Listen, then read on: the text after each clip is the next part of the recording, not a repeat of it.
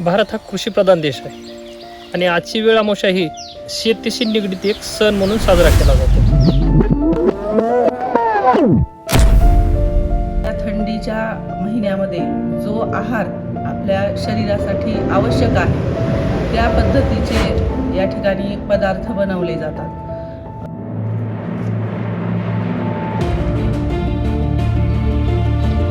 प्रथमतः आपल्या घरातली एक महिला ती आपल्या घरचीच लक्ष्मी समजून त्या शेतातल्या लक्ष्मीची पूजा करते. माझ्या दृष्टीने हे एक सोशल गॅदरिंग आहे. जे काही ह्या भूमीकडून घेतलेलं आहे ते कुठल्या ना कुठल्या स्वरूपात मला पुन्हा एकदा त्याची सेवा करता येईल हा जो भाव आहे त्याचं पूजन हे त्या दिवशी केलं जातं. म्हणून एडवस ही प्रत्येक शेतकऱ्याच्या आयुष्यामध्ये फार महत्त्वाचा सण आहे.